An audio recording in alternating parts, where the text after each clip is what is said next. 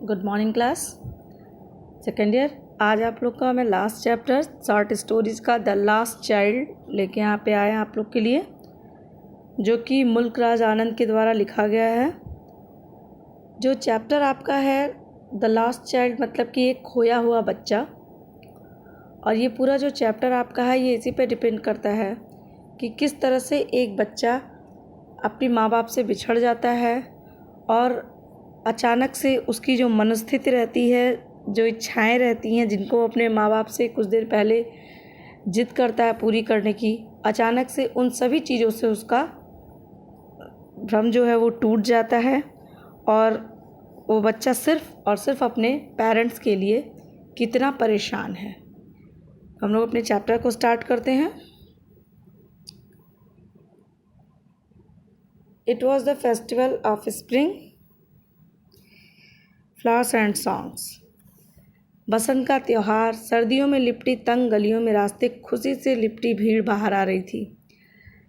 लोग मेला लगा हुआ है बसंत में और लोग उस रास्ते पर उस मेले में जा रहे हैं, आ रहे हैं, और इन्हीं बीच में एक छोटा सा बच्चा जीवन में के उत्साह और खुशी से एकदम व्याप्त सुबह सुबह अपने माता पिता के पैरों के बीच से भागा जा रहा है उन रास्तों पर। और जो खेत खलिहान वो देख रहा है, उसमें फूल देख रहा है और देख देख के वो बहुत ही ज़्यादा प्रसन्न हो रहा है और खुश हो रहा है। Come child come, child what is before you. आओ बच्चे आओ। अब जब इस तरह की चीज़ों को बच्चा देखता है, खुश होकर रुकता है, तो उसके माँ बाप उसको बुलाते हैं कि बेटा आओ और जल्दी आ जाओ। बच्चा अचानक से देखता है तो वो ये देखता है कि वो खिलौने की दुकान पर खिलौने देख रहा है और उसके माता पिता उससे आगे निकल गए हैं। तो वो वहाँ से दौड़ के अपने माता पिता के पास जाता है, लेकिन उसकी आंखें अभी भी उसी खिलौने की दुकान पर रुकी हुई हैं और वह अपने माँ बाप के पास आता है, अपने पेरेंट्स के पास, जहाँ पर वो उसका इंतज़ार करते हैं। वह अपने हृदय की तीव्र इच्छा जो खिलौने को देखकर उसको दबाता है, परंतु फिर भी कहता है एक बार कि मुझे वह खिलौना चाहिए। वो अपने पेरेंट्स से कहता है कि मुझे वो खिलौना चाहिए। और उसके पिता हमेशा की तरह लाल लाल आँखों से बिल्कुल क्रोधित होकर उसको देखते हैं, और उसकी माँ जो कि मृदु स्वभाव की थी और वो करुणामयी थी, उसे अपनी उंगली पकड़ाती हैं और बोलती हैं कि देखो बेटा, वो तुम्हारे सामने क्या है। The faint disgust of the child unfulfilled desire heard hardly Shiva's mad laughter.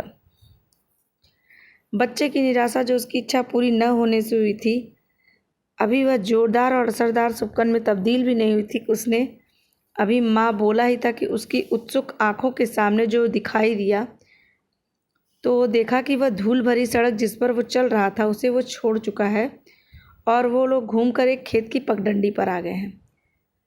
सरसों के खेत मीलों तक फैले हुए हैं। नदी पीली रोशनी से बिल्कुल नहाई हुई है। पवन के झोंके यानी कि हवा बहुत तेज़ी से चल रही है, और ये जो एकदम बिल्कुल अद्भुत सा ये सौंदर्य है, वो बच्चा इसको देखता है और यहाँ पर खो जाता है। और जब ये सब कुछ समाप्त होता है तो उसके एक और कीचड़ और मिट्टी से बने घरों की कतारें हैं, जिसमें पीले वस्त्रों में पुरुष और औरतें एक समूह में फैले हुए हैं, जिनकी सीटियों सी तीखी आवाज़ें, उनके चीखने तथा चिल्लाने की आवाज़ें उनकी उस घाटी उपवन के होते हुए इस तरह से आ रही हैं कि जैसे शिवा की तेज हंसी गूंज रही हो कहीं।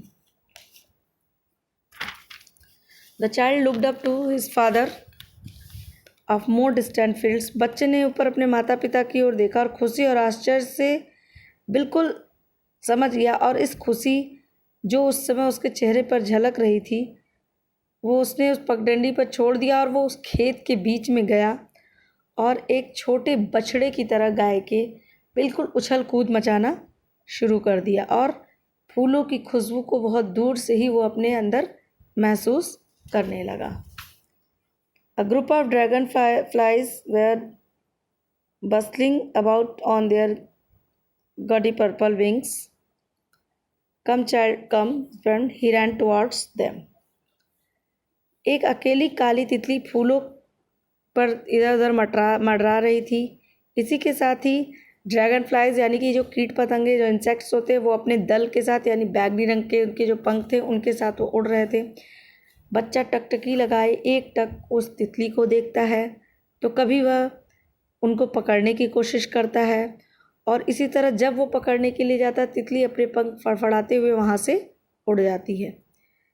उसके बाद बच्चा और दौड़ता है, उसे एक मधुमक्खी दिखती है जो उसके गिरफ्त से भाग गई और उसके कान के इधर उधर घूम रही होती है और उसे ललचा रही होती है। उसके होठों पर बैठने ही वाली होती है कि उसकी माँ उसे आवाज़ लगती है कि बेटा उस पगडंडी के ऊपर आ जाओ, और वह बच्चा खुशी से अपने माता पिता की ओर दौड़कर उनसे आगे चलता रहा। फिर भी वह पीछे थोड़ी देर बाद छूट गया, क्योंकि जो कीड़े मकोड़े उड़ रहे थे वह उनकी तरफ इतना आकर्षित हो गया कि वह फिर से रुक के उनके साथ खेलने लगा। उसके बाद उनके माँ बाप, उसके पेरेंट्स, जो कि एक कुआं था वहाँ पे पानी का, उसे पीने के लिए वहाँ बैठे और उसे आवाज़ दी कि बेटा अब आओ और छाए में आ जाओ। An old banyan tree here outstretched its powerful arms, a stronger breeze. एक पुराना बरगद का पेड़ बहुत ही अपनी शक्तिशाली भुजाओं को, टहनियों को फैलाए हुए कटहल, जामुन, नीम और चंपा, शीशा, कई तरह के पेड़ों पे अपने आप को फैलाए हुए था,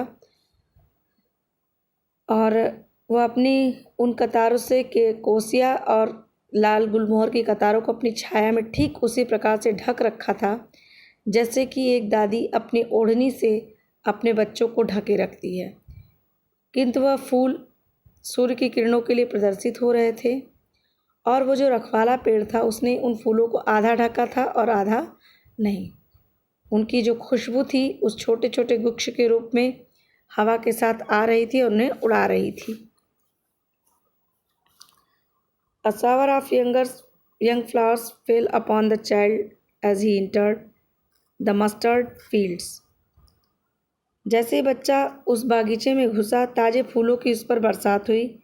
वह अपने माता पिता को भूल गया और बिल्कुल उस जो फूलों की वर्षा उसके ऊपर हो रही थी, उस फूलों को अपने ऊपर बिल्कुल समेटने लगा।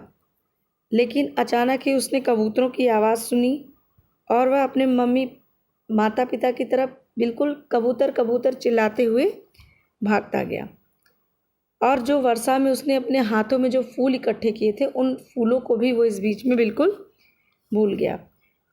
और तभी उसके कानों में कोयल की प्यार भरी आवाज़ आई, और अचानक से उसकी माँ ने उसे फिर आवाज़ दिया, आओ बच्चे। और अब वह बच्चा जो है वो बरगद के पेड़ के चारों तरफ अब घूमना शुरू कर दिया। सरसों के खेत की तरफ से, पगडंडी की तरफ से होते हुए उसके माँ बाप उसे मेले की तरफ ले गए। As they neared the village, the child could see many other answers. He moved on. जैसे ही गांव के किनारे आए तो बच्चे को कोई दूसरी पगडंडी भी दिखाई देने लगी, जो लोगों की भीड़ से भरी थी और जो लोग मेले के भंवर में बिल्कुल शामिल होते जा रहे थे। जैसे ही वो लोग मेले में घुसे, एक मिठाई वाला चिल्लाया, गुलाब जामुन, रसगुल्ला, बर्फ़ी, जलेबी। और एंट्रेंस से लेके यानी कि प्रवेश द्वार से लेके भीड़ उसकी दुकान से होकर कई रंग बिरंगी मिठाइयों की रचना लगी हुई थी, जिस पर चांदी और सोने की कतरनें लगी थीं। बच्चा एकटक उन मिठाइयों को देख रहा था। उसके मुंह में पानी आ रहा था। पानी इसलिए आ रहा था क्योंकि उसकी सबसे पसंदीदा मिठाई बर्फ़ी वहाँ पर रखी थी। वह धीरे से बोला, मुझे बर्फ़ी चाहिए। वह यह जानता था कि उसकी जो डिमांड है वो पूरी नहीं की जा सकती है। उसके माता पिता कहेंगे कि वह लालची है, लेकिन उसने किसी के उत्तर की प्रतीक्षा नहीं की अपने पेरेंट्स की, और उसने धीरे से बात कही कि मुझे बर्फ़ी चाहिए, और आगे निकल गया। तब तक एक फूल बेचने वाला चिल्लाया, गुलमोहर की माला, गुलमोहर की माला। बच्चा उस माला की खुशबू में चिल्लाया, खो गया और टोकरी की ओर गया जहाँ फूलों का ढेर लगा था, और धीरे से बोला, मुझे माला चाहिए। पर वह ये भी जानता था कि उसके माता पिता उसे माला नहीं दिलाएंगे, तो वह बिना उनके उत्तर की प्रतीक्षा किए आगे बढ़ गया। A man stood holding a pole prayed he proceeded farther. एक व्यक्ति एक डंडा लिए खड़ा था जिसमें पीले, लाल, हरे, बैगनी रंग के गुब्बारे उड़ रहे थे। बच्चा उन सतरंगी रंगों में खो गया और गुब्बारे पाने की तीव्र लालसा ने उसे जकड़ लिया, जबकि वह जानता था कि उसके पिता और माँ उसे ये खिलौने खेल की उम्र है, लेकिन वह इसे दिलाएंगे नहीं, और वह आगे बढ़ गया। एक बाजीगर अपनी बांसुरी के सुर पर सांप को नचा रहा था, जो कि एक टोकरी पर कुंडली मार के बैठा था और अपनी गर्दन उठाता था और करता था। बच्चा बाजीगर की ओर गया, परंतु उसे पता था कि ऐसा बेकार का संगीत सुनने से उसे मना किया जाएगा, जो कि वह संगीतकार वो बाजीगर बजा रहा था। तो बच्चा वहाँ से भी आगे चला गया। There was a round boat in full swing, there was no sign of them. एक गोल चक्कर झूला पूरी रफ्तार से घूम रहा था। उस पर ढेर सारे लोग बैठे हुए थे, जो कि घुमावदार गति में जा रहे थे। लोग चीख रहे थे, चिल्ला रहे थे, हंस रहे थे। बच्चा उसको बहुत ध्यान से गोल गोल घूमना जो उसका था उसे देख रहा था।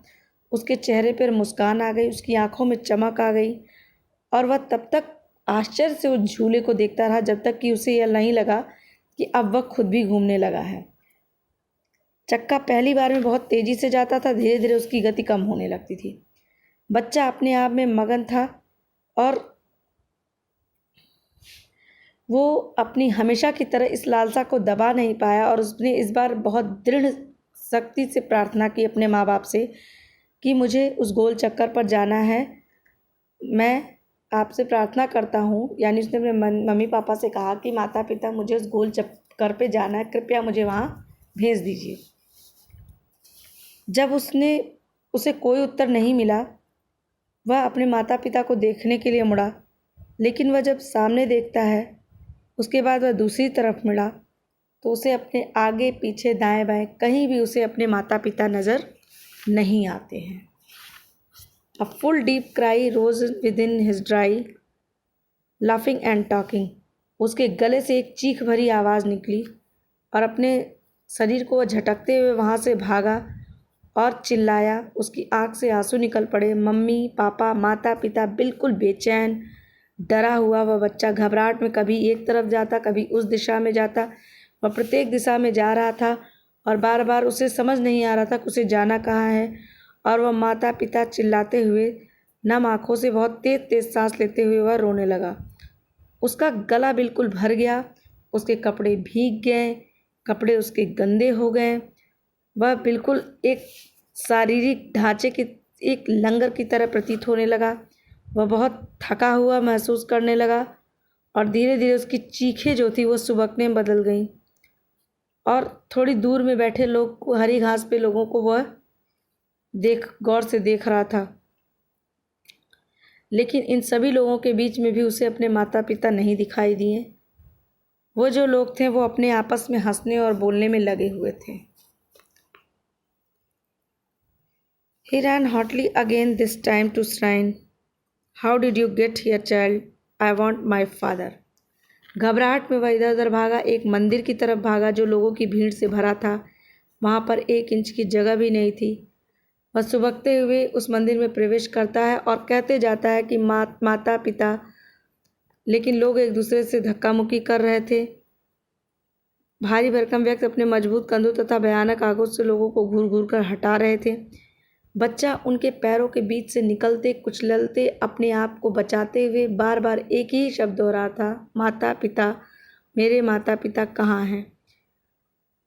उस भारी भीड़ में एक व्यक्ति ने उसकी चीख सुनी और बड़ी मुश्किल से झुककर उस बच्चे को अपनी गोद में उठा लिया। उसके बाद उसने उस बच्चे से पूछा, बेटा तुम यहाँ पर कैसे आए, तुम किसके बच्चे हो? भीड़ में से निकाल कर उसे किनारे ले आकर उस बच्चे ने पूछा। बच्चा अब पहले से भी ज़्यादा रोने लगा और उसने कहा, मुझे मेरे माता पिता चाहिए। व्यक्ति उसे चुप कराने का प्रयास करने लगा, उसे गोल चक्कर के पास ले गया और पूछा, क्या तुम उस घोड़े पर चढ़ोगे? बच्चे ने साफ इनकार कर दिया और रोने लगा और बोला कि मुझे मेरे माता पिता चाहिए। The man headed towards the place where the juggler, I want my mother, I want my father. व्यक्ति अब उस तरफ चला गया जहाँ अगर बाजीगर उस सांप को बांसुरी बजा के नचा रहे थे। वह व्यक्ति बोलता है कि बेटा अपने कान को बंद बेटा अपनी इस संगीत को सुनो और ध्यान दो, लेकिन वो बच्चा अपने कानों को बंद करके दोगुनी आवाज़ में चिल्लाता है, मुझे मेरे माता पिता चाहिए।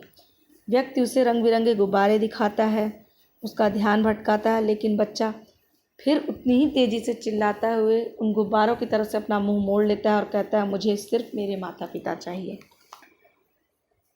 The man still importunate in his kindly desire to make the child happy. I want my mother, I want my father. वह व्यक्ति अपने दयालु प्रयासों से बच्चे को खुश करने की कोशिश करता है, लेकिन बच्चा जिद पर अड़ा रहता है और वह उसे दरवाजे पर ले जाता है मेले के, और जहाँ पर वो फूल बेचने वाला बैठा था। वो व्यक्ति उससे कहता है कि बेटा देखो कितनी अच्छी फूलों की खुशबू आ रही है, बताओ तुम्हें इस टोकरी में से कौन से फूल चाहिए। बच्चा सुबकता है और पुनः वह अपनी आवाज़ में दोहराता है, मुझे मेरे माता पिता चाहिए। अब वह व्यक्ति उसे सांत्वना दिलाता है, तभी उसे मिठाई दिखती है। वह उसे मिठाई देते हुए कहता है कि बेटा तुम्हें इसमें से जो मिठाई लेना चाहते हो तुम उससे ले लो। बच्चे ने मिठाई की दुकान से अपनी नज़र हटाई और रोते हुए सिर्फ यही कहा कि मुझे मेरी माँ चाहिए, मुझे मेरे पिता चाहिए। तो बच्चों ये आपकी थी स्टोरी द लास्ट चाइल्ड। ये आपकी फुल स्टोरी रही जो कि मुल्क राज आनंद के द्वारा लिखी गई है, और जिसके साथ आपके प्रोज, पोइट्री और आज शॉर्ट स्टोरी के आपके सारे चैप्टर्स यहाँ पे ख़त्म होते हैं, फिनिश होते हैं।